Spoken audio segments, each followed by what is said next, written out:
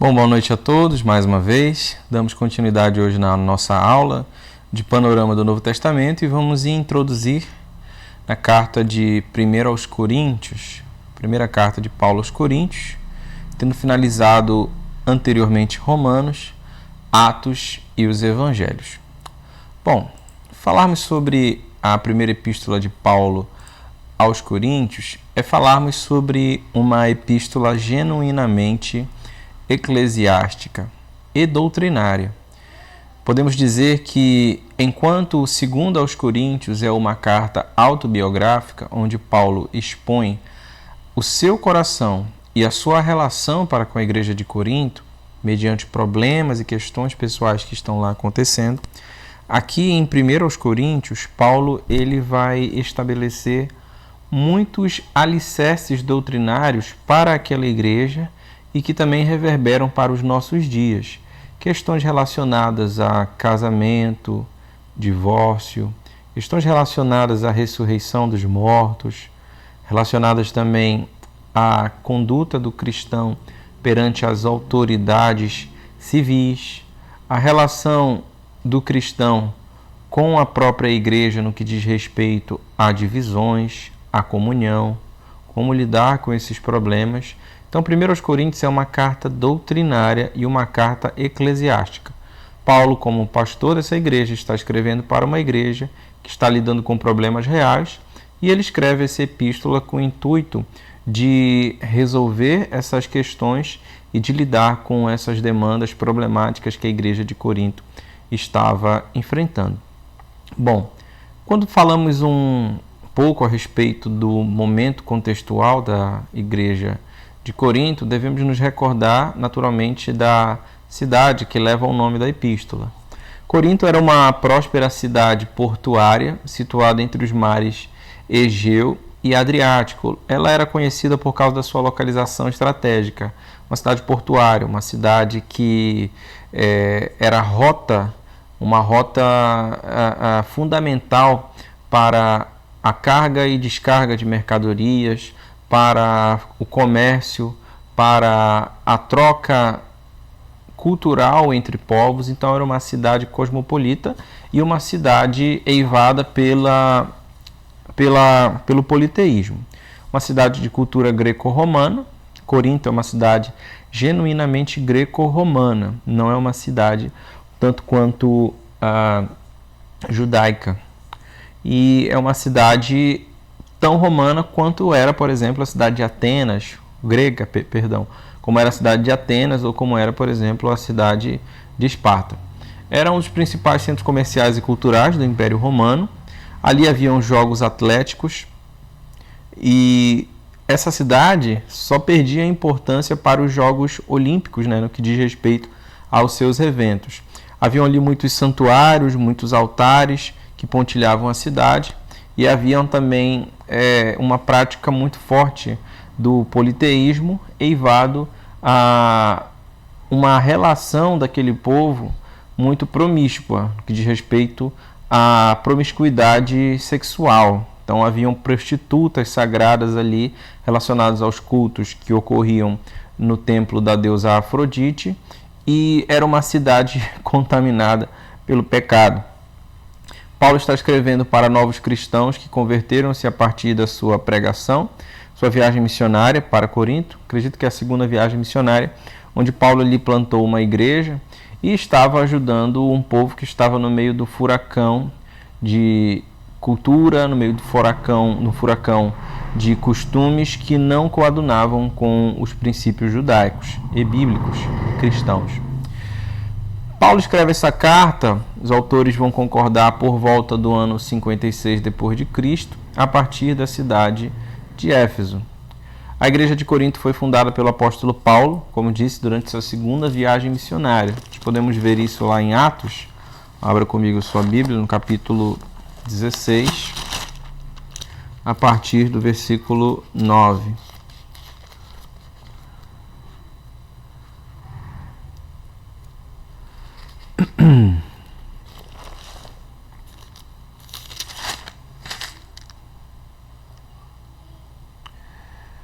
À noite sobreveio a Paulo uma visão na qual um varão macedônio estava em pé e lhe rogava, dizendo: passa a Macedônia e ajuda-nos. E assim que teve a visão, imediatamente procuramos partir para aquele destino, concluindo que Deus havia nos chamado para lhes anunciar o Evangelho. E agora o capítulo 18, a partir do versículo 1. Depois disso, deixando Paulo Atenas, partiu para Corinto. Lá encontrou certo judeu chamado Áquila, natural do Ponto, recentemente chegado da Itália com Priscila, sua mulher, em vista de ter Cláudio decretado que todos os judeus se retirassem de Roma. Paulo aproximou-se deles e, posto que eram do mesmo ofício, passou a morar com eles. E ali trabalhava, pois a profissão deles era fazer tendas. E todos os sábados discorria na sinagoga, persuadindo tanto judeus como gregos. E a partir daqui, Paulo vai fundar uma igreja na cidade gentílica de Corinto. É interessante nós percebermos que, apesar da nomenclatura que nós temos para essa epístola, 1º e 2 Coríntios, para esse conjunto de epístolas, quando nós observamos o texto de forma detida, nós podemos perceber que Paulo já havia trocado outras correspondências com a igreja de Corinto. Então, na realidade, o que nós chamamos hoje de 1 aos Coríntios, na cronologia paulina, seria 2 aos Coríntios. O que nós chamamos de 2 aos Coríntios seria 4 aos Coríntios, porque houve uma carta prévia anterior à carta de 2 aos Coríntios e posterior à carta de 1 aos Coríntios. O próprio texto, capítulo 5, versículo 9, nos possibilita averiguar essa informação. 1 Coríntios, capítulo 5, versículo 9, veja comigo.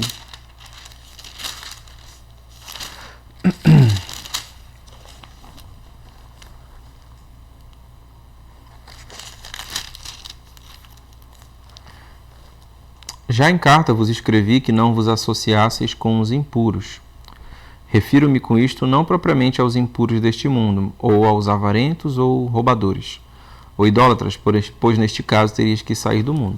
Então Paulo está escrevendo 1 aos Coríntios aqui, e ele informa na própria epístola 1 aos Coríntios: já em carta vos escrevi a respeito de que não vos associeis com os impuros, os idólatras. Não os impuros e idólatras desse mundo, né? Porque senão vocês teriam que sair do mundo. Mas com aquele que se diz irmão, mas na realidade ele não é um irmão, ele é um impuro, ele é um roubador, um avarento, um idólatra. Com esses nem sequer comais. E Paulo diz que ele já escreveu isso em carta, então nós podemos deferir daí, podemos deduzir daí que Paulo já escreveu anteriormente uma carta à igreja de Corinto. Essa seria a segunda epístola. Bom, quais são as temáticas que nós encontramos nessa epístola? Enquanto que nós podemos estudar, por exemplo, Romanos a partir dos seus capítulos, ou Atos a partir dos seus capítulos, é interessante nós estudarmos Coríntios, 1 aos Coríntios, a partir dos seus temas. São temas que dividem essa carta, temas pastorais que Paulo está resolvendo como que em um gabinete com as suas ovelhas. Então, quais são os assuntos que estão pegando na igreja de Corinto que Paulo está aqui resolvendo? Em primeiro lugar, um assunto talvez fundamental, ou vamos dizer majoritário e problemático, que assola a igreja de Corinto, é o problema da divisão. Nós encontramos isso no capítulo 1, nós encontramos isso ainda no capítulo 11, quando Paulo trata da Santa Ceia. E a primeira vista que nós percebemos aqui a respeito do problema da divisão se encontra a partir do versículo 11. Veja lá, 1:11. Pois a vosso respeito, meus irmãos, fui informado pelos da casa de Cloe de que há contendas entre vós. Refiro-me ao fato de cada um de vós dizer: eu sou de Paulo, e eu de Apolo, e eu de Cefas, e eu de Cristo. Acaso Cristo está dividido? Então, Paulo informa como ele recebeu a informação de que haviam esses problemas na igreja de Corinto. Primeira coisa, ele dá nome aos bois. É interessante que isso desmistifica um pouco essa ideia de que não, tal, me contaram. Não. A casa de Cloe me informou de forma aberta que há divisões entre vocês. Então não há fofoca aqui no meio da situação que Paulo está resolvendo. Está sendo claro, objetivo e transparente. E qual é a razão das divisões que há no meio de vocês? Uns dizem serem de Paulo, outros dizem serem de Apolo, outros dizem serem até de Cristo, julgando serem mais espirituais que os demais. Naquele contexto de mentalidade grega, naquele contexto histórico, onde os coríntios estão inseridos dentro de uma cultura genuinamente filosófica, havia o costume de aliar-se a um mestre, havia o costume de aproximar-se de um mentor, o qual lhe ensinaria as regras da retórica, as regras da filosofia, a oratória grega, conforme a escola filosófica que você seguisse, né? Eram comum os filósofos peripatéticos, aqueles que saíam andando e enquanto caminhavam, ensinavam os seus saberes filosóficos. E talvez aqui, a partir do costume filosófico que havia dentro da cidade de Corinto, os irmãos da igreja de Corinto tentaram ressignificar esse mesmo conceito para com a fé cristã. Então, enquanto haviam seguidores de Platão, ou de Plotino, ou de Aristóteles, ou de Sócrates, para eles também deveriam haver os seguidores de Apolo, deveriam nomear os seguidores de Paulo, aqueles que deveriam aproximar-se mais de Pedro, ou ainda os mais espirituais, que não eram de ninguém, mas eram os de Cristo. Acontece que na igreja cristã, a ideia de você denominar heróis para si e haver um tipo de veneração constitui uma divisão do corpo, porquanto há um só cabeça no meio de todos nós, que é Cristo. Então, Paulo ele chama a atenção da igreja de Corinto por causa dessa veneração de heróis que acaba por tornar uma verdadeira divisão dentro da igreja. E aí ele fala que essas divisões promovidas demonstram que a igreja, na realidade, é uma igreja carnal. Veja o que ele diz no capítulo 3, versículo 1. Eu, porém, irmãos, não vos pude falar como as espirituais, e sim como a carnais, como crianças em Cristo. Leite vos dei a beber, não vos dei alimento sólido, porque ainda não podíeis suportá-lo, nem ainda agora podeis, porque ainda sois carnais, porquanto havendo entre vós ciúmes e contendas. Não é assim que sois carnais e andais segundo o homem? Veja o que ele conclui, versículo 4. Quando, pois, alguém diz eu sou de Paulo e outro eu de Apolo, não é evidente que andais segundo homens? Quem é Paulo, quem é Apolo? Servos por meio de quem crestes, e isto conforme o Senhor concedeu a cada um. Perdão.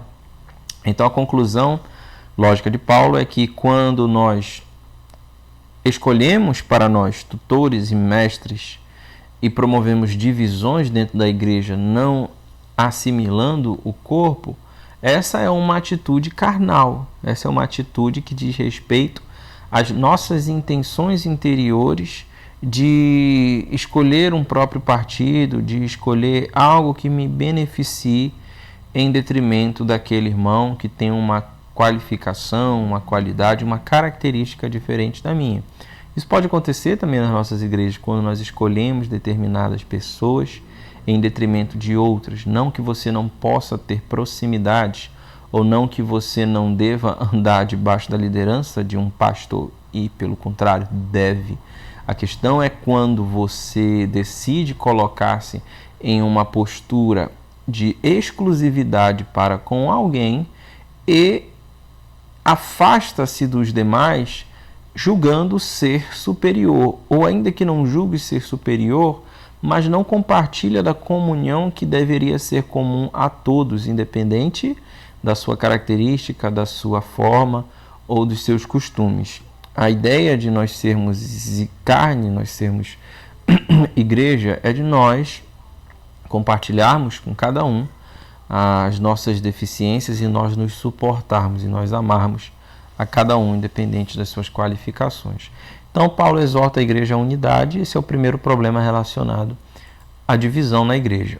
Ainda no capítulo 11 da primeira epístola de Paulo aos Coríntios, nós podemos... Ainda no capítulo 11 primeira epístola de Paulo aos Coríntios, nós podemos perceber essa temática da divisão sendo trazida à tona mais uma vez. Enquanto que no capítulo 1, Paulo está criticando a igreja porque eles estavam elegendo para si mestres como Paulo, Apolo, Pedro e o próprio Cristo. Aqui no capítulo 11 ele vai evocar a ideia da Santa Ceia, da Eucaristia, como um momento que deveria nos levar à comunhão, à comum união, enquanto que no contexto da igreja de Corinto estava representando a divisão. Ele diz inclusive no capítulo 11, quando vos reunis, não é para o melhor, mas é para o pior. Não é para o bem que vocês se reúnem, mas é para o pior. Na igreja primitiva, nós podemos ver isso na epístola de Judas. Antes da Santa Ceia, havia o costume de os cristãos reunirem-se para uma festa chamada Festa Ágape, Festa do Amor. Essa festa foi abolida nos primeiros séculos do cristianismo, justamente por causa dos problemas que estava causando dentro da igreja.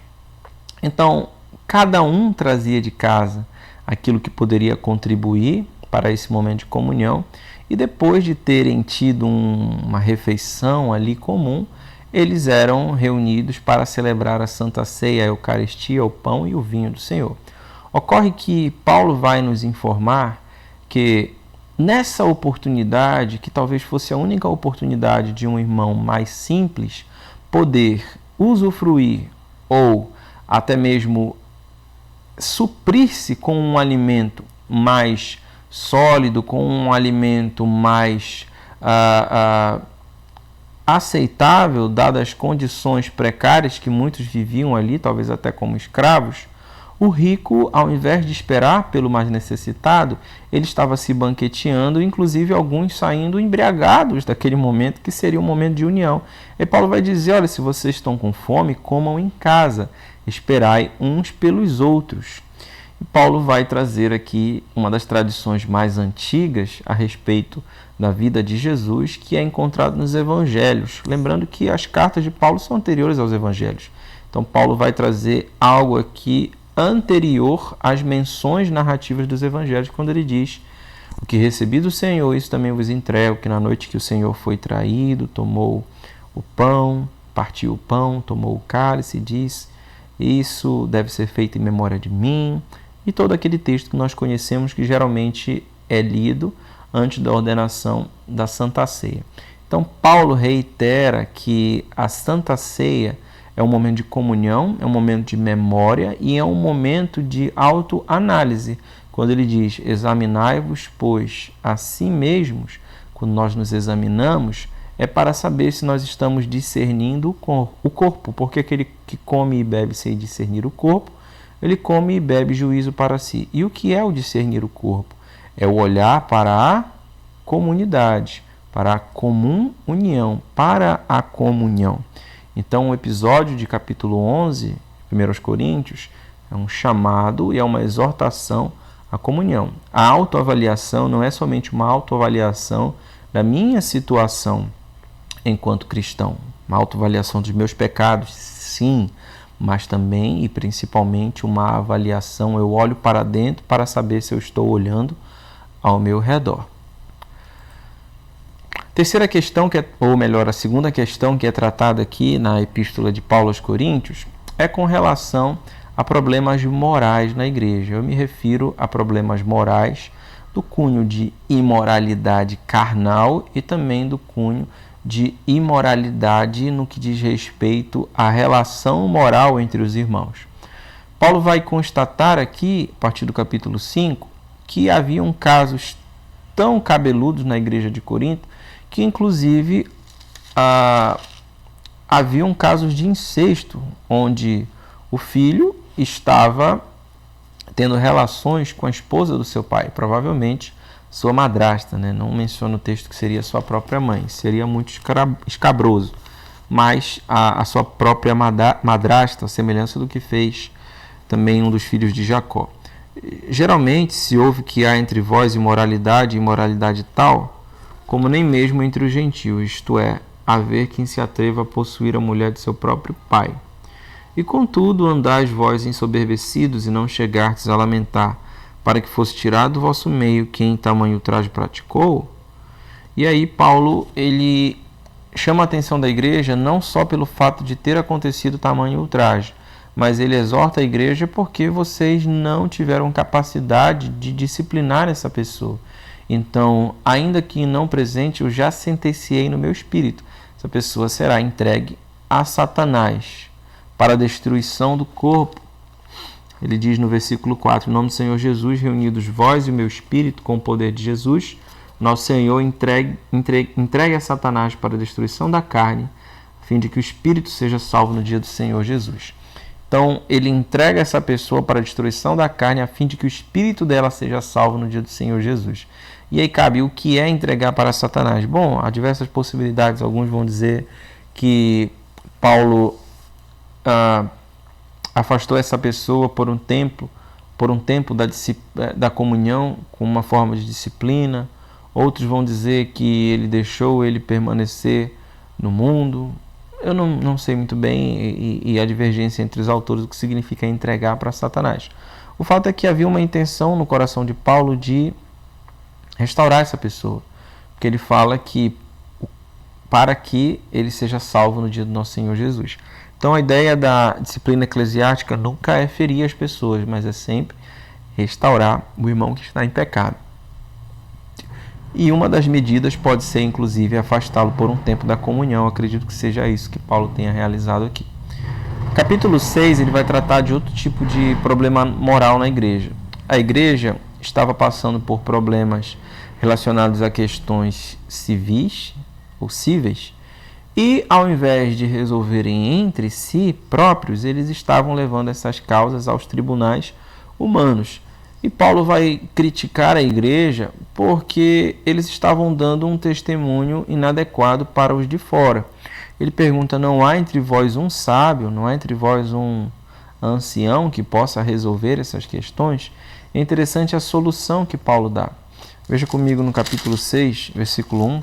Aventura-se algum de vós, tendo questão contra outro, a submetê-lo a juízo perante os injustos e não perante os santos? E não sabeis que os santos haverão de julgar o mundo? Ora, se os santos deverão de julgar, se o mundo deverá ser julgado por vós, sois acaso indignos de julgar coisas mínimas? E aí no capítulo 6 ainda, a partir do versículo... Deixa eu verificar aqui.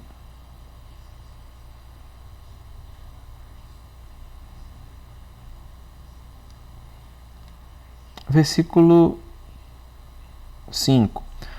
Para a vergonha vou-lo digo, não há porventura nem ao menos um sábio entre vós que possa julgar no meio da irmandade, mas irá um irmão a juízo contra outro irmão, isto perante incrédulos. O só existir entre vós demanda já é completa derrota para vós outros. A solução que ele dá, né? Versículo 7, parte B. Por que não sofreis antes a injustiça? Por que não sofreis antes o dano? Mas vós mesmos fazeis injustiça e vós mesmos fazeis o dano. Então, Paulo, diante dessa situação, a ideia dele é optar pelo martírio. O martírio não físico, mas o martírio de alma, um martírio moral, um martírio espiritual, melhor dizendo. Por que você não sofre o dano? Você foi injustiçado e tem até direito mesmo de reivindicar essas questões. Só que, por amor ao seu irmão e por amor a Cristo, por que você não sofre o dano? Por que você não sofre a injustiça? E muitas vezes nós somos injustiçados, mas ao invés de nós sermos complacentes, misericordiosos, nós queremos o nosso direito, né? Não, vou colocar esse irmão na justiça, eu vou colocar esse irmão contra a parede porque eu tenho direito. Mas Paulo dá uma orientação aqui, uma orientação da misericórdia. Sofra o dano, sofra a injustiça, porque só o fato de haverem questões entre vocês já é uma completa derrota. E aí no capítulo 6, Paulo, ainda falando sobre problemas morais, ele alerta a igreja e exorta a igreja a resguardar o seu corpo, porque o seu corpo é santuário, é templo do Espírito Santo, é morada do Espírito Santo. Por isso é inconcebível que hajam práticas imorais no meio da igreja, capítulo 6, versículo 12. Todas as coisas me são lícitas, mas nem tudo me convém. Todas as coisas me são lícitas, mas eu não me deixarei dominar por nenhuma delas. Versículo 20. 19. Acaso não sabeis que o vosso corpo é santuário do Espírito Santo, que está em vós, o qual tendes parte de Deus, e que não sois de vós mesmos, porque fostes comprados por preço? Agora, pois, glorificai a Deus no vosso corpo. Outra orientação ou ensinamento que Paulo traz aqui para a igreja de Corinto é com relação a casamento e sexualidade. Bom, em primeiro lugar, falando sobre o casamento, a epístola faz coro com o Novo Testamento quando ela é irredutível com relação à questão da indissolubilidade. É indissolúvel, né? Indissolubili, eu não sei falar essa palavra, peço perdão para vocês. O casamento é indissolúvel. Então, depois eu vou pesquisar essa palavra, e eu sei que vocês já estão pesquisando e tentando falar aí, e vocês podem brincar comigo depois, dizendo que eu não conseguia falar essa palavra, porque travou a minha língua. Eu acho que é indissolubilidade, né? Indissolubilidade do casamento. Capítulo 7. Quanto ao que me escreveste, é bom que o homem não toque em mulher. Olha, quando Paulo recebeu os irmãos da casa de Cloé, relatando que haviam divisões entre eles, provavelmente eles levaram uma carta, né? Fazendo perguntas dos irmãos da igreja de Corinto. E aí eles estão dizendo aqui, né, a respeito dessas questões, provavelmente havia um problema no meio da igreja, e Paulo fala, quanto ao que me escrevestes, ou seja, vocês perguntarem, agora eu estou respondendo, é bom que o homem não toque em mulher, ou seja, que permaneça casto, como era o apóstolo Paulo. Mas, por causa da impureza, cada um tem a sua própria esposa e cada uma o seu próprio marido. Ou seja, aqui já tem a primeira informação, a primeira declaração absoluta. Por causa da impureza, ou seja, por causa de qualquer tipo de relação que seja fora do casamento, cada um tem o seu próprio marido e a sua esposa. Olha, eu prefiro que fiquem como eu, castos.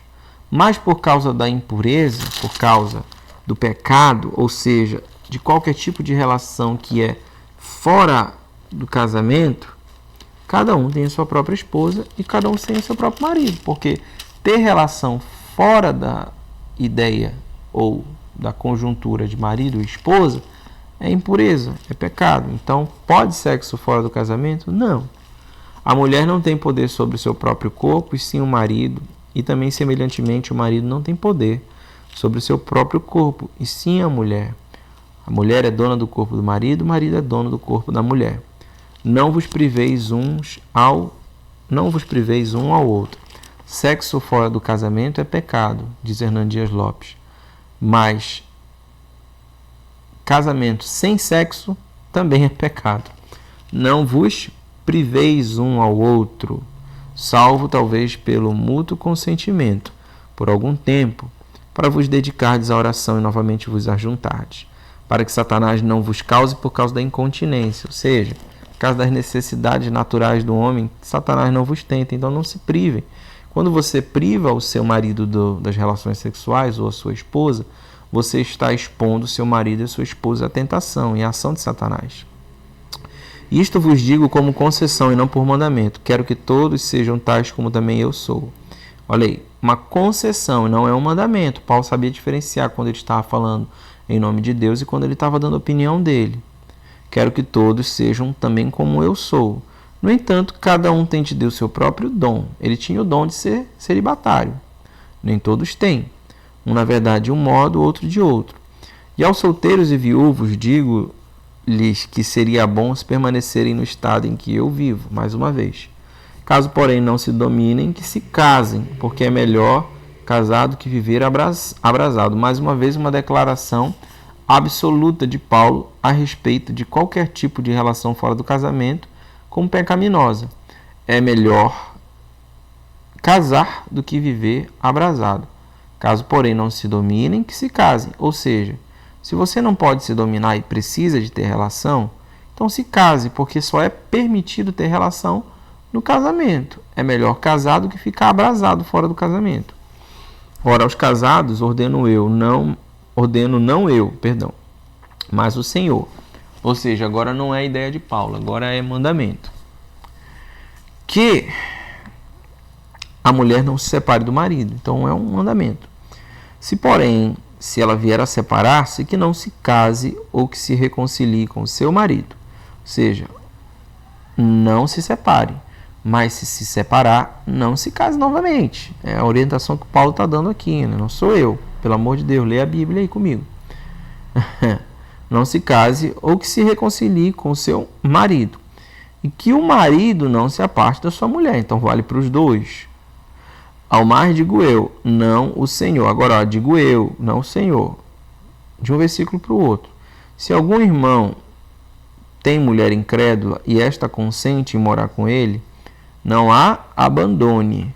E a mulher que tem marido incrédulo e este consente em viver com ela, não deixe o marido, porque o marido é santificado pelo convívio da esposa e a esposa incrédula é santificada no convívio do marido crente. Então ele está dizendo que se você é crente e seu marido não é, não abandone seu marido. E se o seu marido é crente e você não é, ele também não deve lhe abandonar, porque você o santifica e ele também te santifica.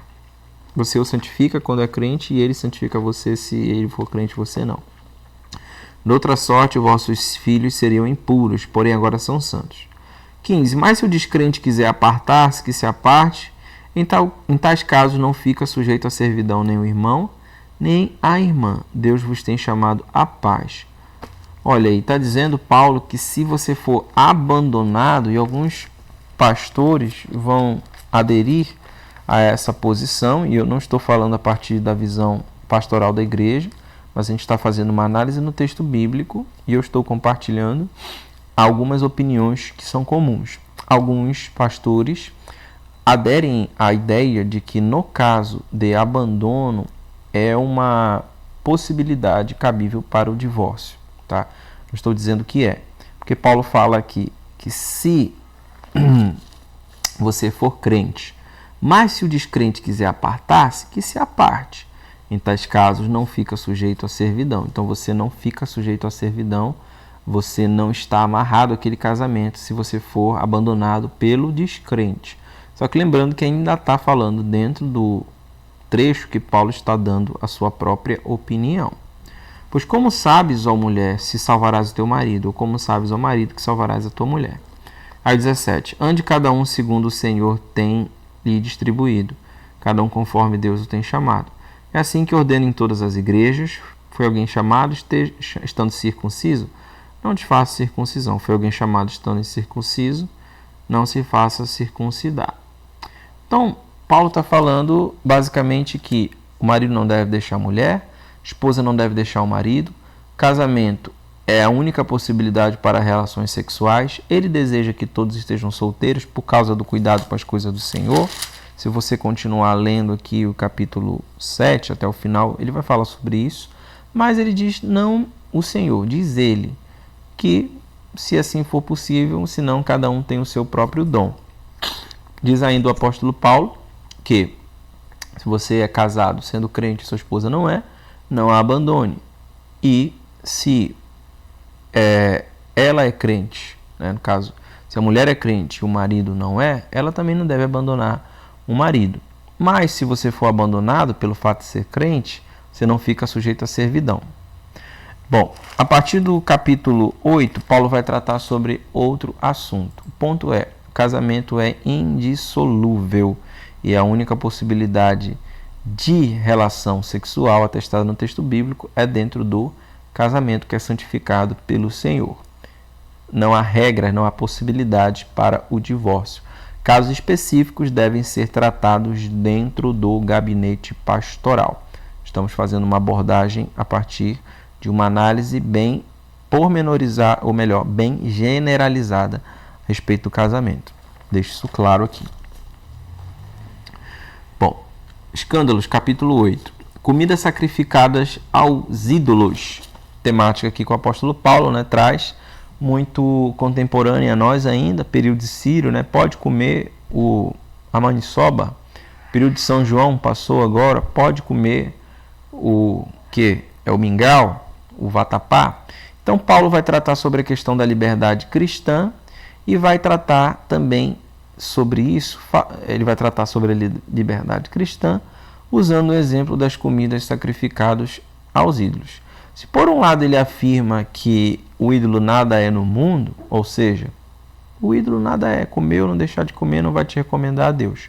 Entretanto, ele nos exorta a não conduzir outros irmãos ao pecado por causa do escândalo.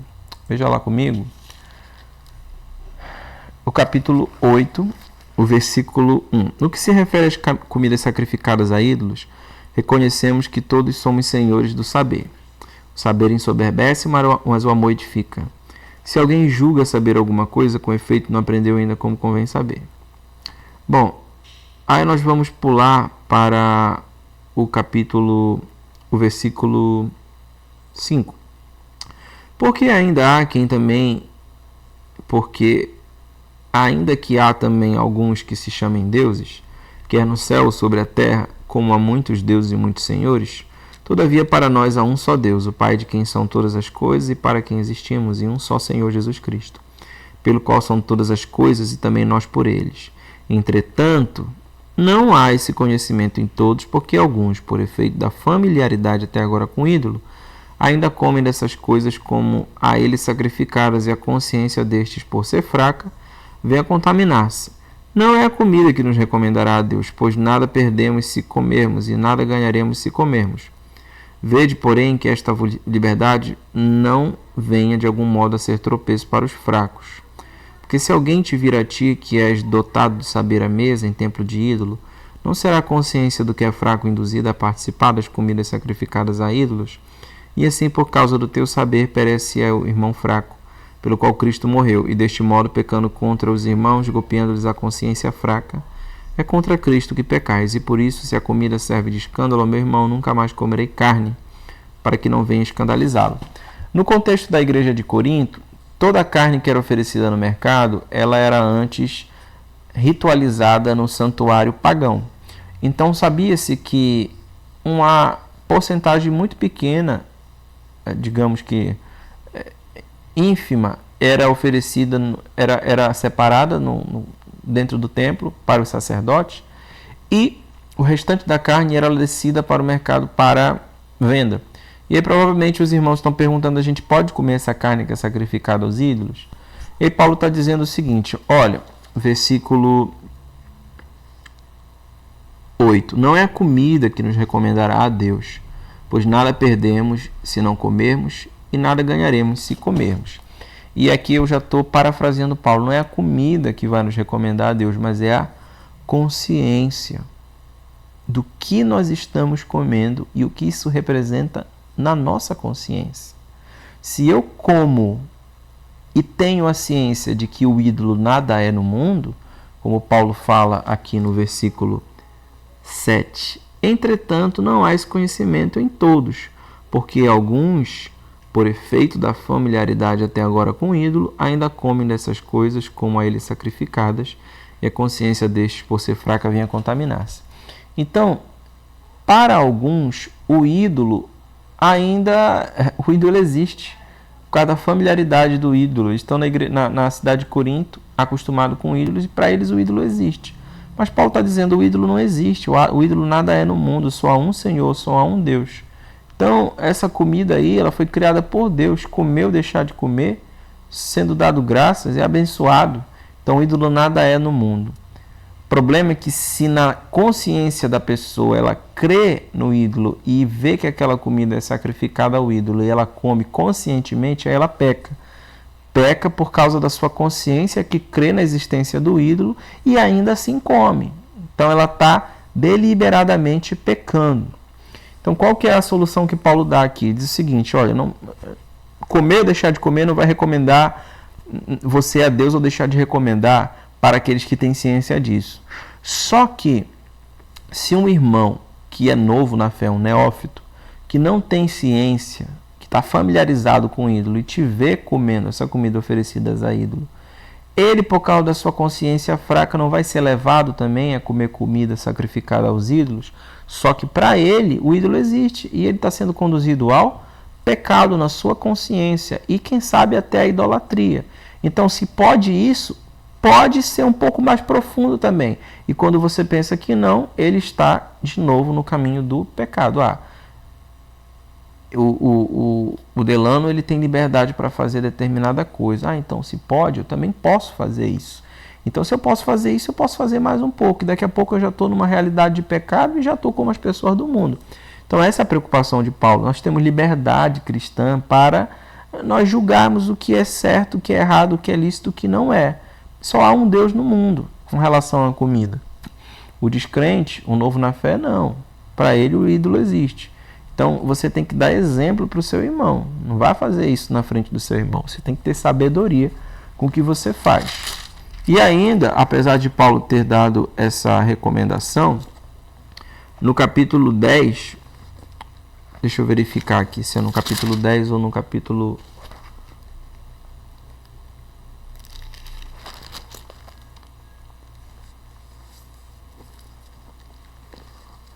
Ele fala mais uma vez sobre a questão da comida sacrificada ao ídolo.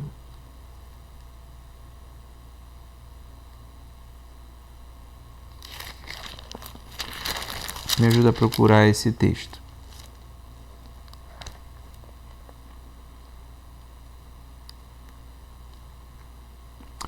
Capítulo 10, versículo 19. Que digo, pois, que o sacrificado ao ídolo é alguma coisa, ou que o próprio ídolo tem algum valor? Antes digo que as coisas que a ele sacrificam é a demônios que a sacrificam e não a Deus.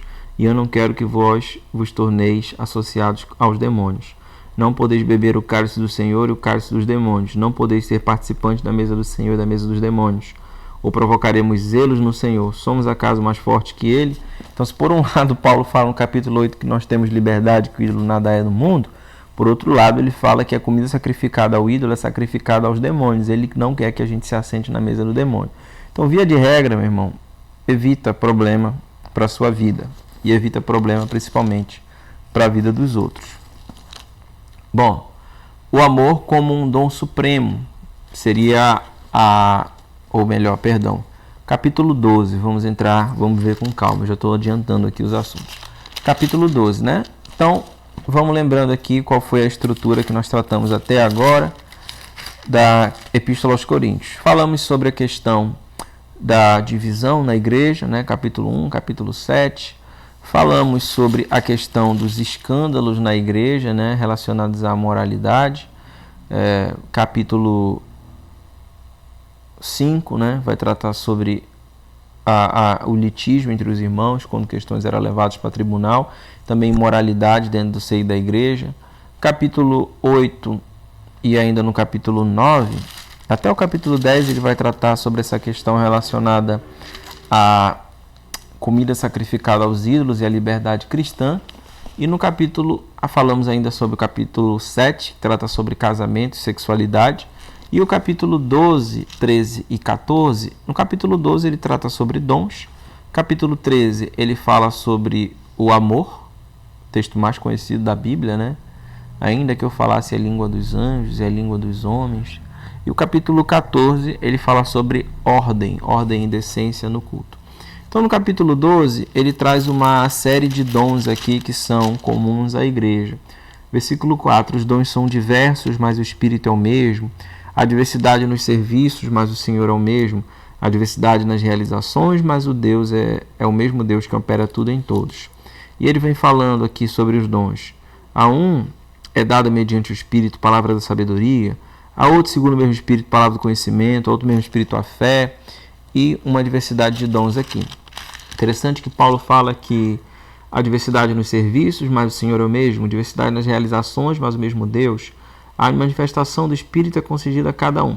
Então, ele faz uma relação aqui com as pessoas da Trindade. Veja, os dons são diversos, mas o Espírito é o mesmo. A diversidade nos serviços, mas o Senhor é o mesmo. A diversidade nas realizações, mas o Deus é o mesmo. Aqui, no caso, o Espírito é o Espírito Santo, o Senhor é o Senhor Jesus, o Kyrios, e Deus seria o Pai. Então, a Trindade aqui como a concededora, ou melhor, aquela que concede, né, a beneficiária, perdão, dos dons à igreja. A concedente. Hoje eu estou com as palavras enroladas.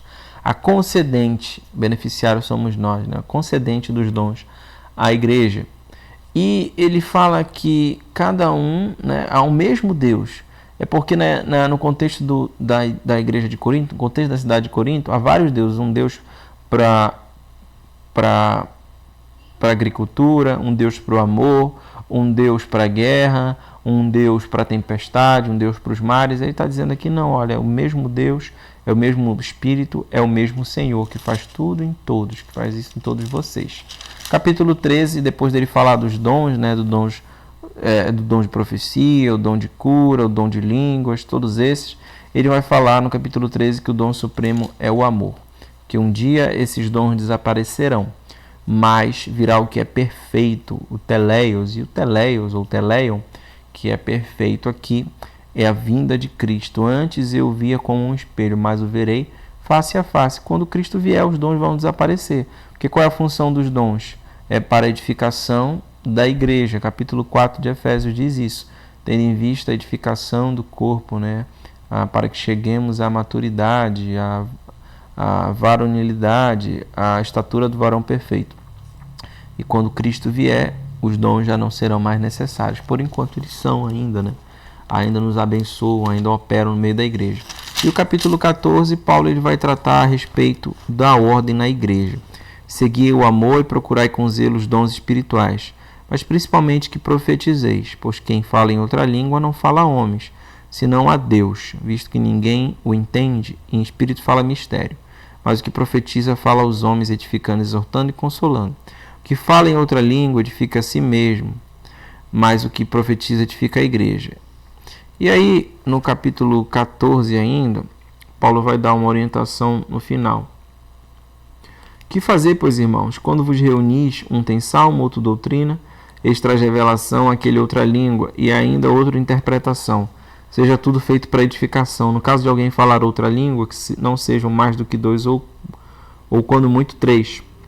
Isto sucessivamente, e haja quem interprete. Mas não havendo intérprete, fique calado na igreja, falando consigo mesmo e com Deus.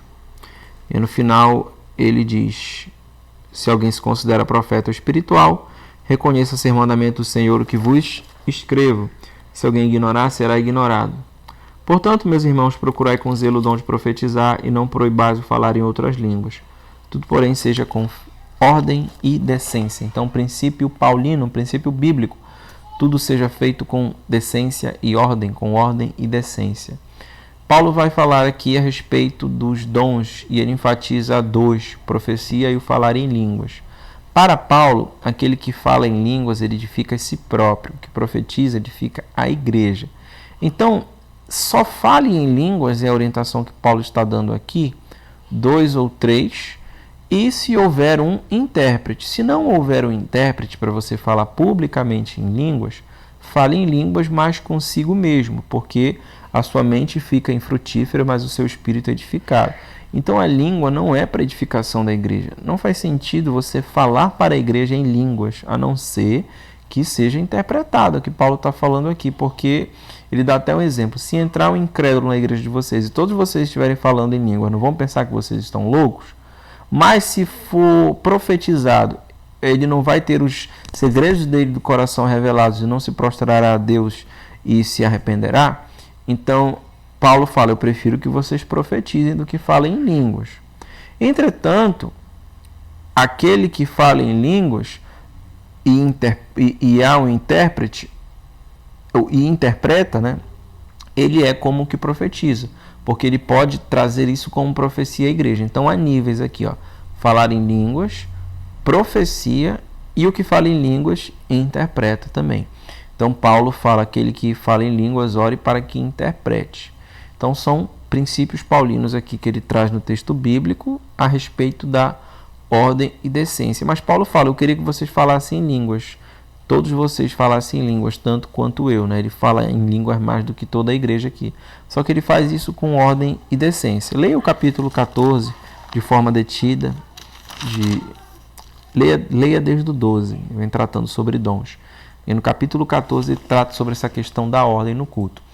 E ele finaliza essa epístola no capítulo 15, falando da esperança final. Olha, diante de todas essas questões que eu estou trazendo para vocês, há uma esperança final. Qual é a esperança? De que Cristo, ele vai ressuscitar. E Cristo ressuscitando, nós também ressuscitaremos. Que haviam falsos profetas na igreja de Corinto. Veja o capítulo 13, versículo 12, que estavam profetizando que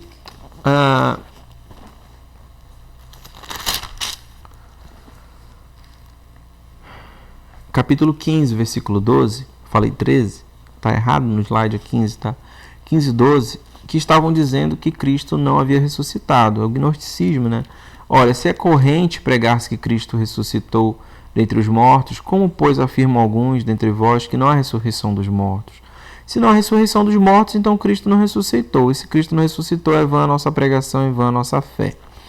Porque a evidência, a glória do Evangelho não é só a morte de Cristo, mas é a ressurreição, porque a ressurreição é atestar de que ele foi vitorioso sobre a morte e vitorioso sobre a nossa morte também. Então Paulo está dizendo que Cristo foi as primícias da ressurreição. E assim como Cristo ressuscitou, nós também ressuscitaremos e teremos um corpo glorificado semelhante a ele, como é dito no versículo 20. Mas de fato Cristo ressuscitou dentre os mortos, sendo ele as primícias dos que dormem. Visto que a morte veio por um homem, também por um homem veio a ressurreição dos mortos, porque assim como em Adão todos morrem, assim também todos serão vivificados em Cristo, cada um, porém, sua própria ordem. Cristo as primícias, depois os que são de Cristo na sua vinda, então virá o fim, quando ele entregar o reino a Deus e ao Pai. Então, o resumo da carta de Coríntios, 1 Coríntios, como nós lemos, veja, 1 Coríntios é absolutamente diferente de 2 Coríntios. 2 Coríntios é bem biográfica, Paulo tratando a tristeza do coração dele, com relação a problemas na igreja, e ele lidando ali com essas questões relacionadas à resistência da igreja, falsos líderes que se levantaram contra ele. E já em 1 Coríntios, não. Paulo ele está doutrinando a igreja, literalmente falando. Ele está estabelecendo os pilares, né, da igreja a partir de problemas que ele está tratando. Então, ponto 1, unidade na diversidade, ou seja, há muitos líderes, mas somos um corpo só. Crescimento em santidade, Paulo encoraja os crentes a amadurecerem na fé, fugindo do quê? Da imoralidade, dos escândalos, da idolatria, e também mantendo-se fiel e santo num casamento. E a esperança na ressurreição. A mensagem central da cruz de Cristo deve guiar a vida e o testemunho da igreja, aguardando o momento final da ressurreição dos corpos. Ficamos até aqui. Espero vocês na aula de 2 aos Coríntios. Um abraço.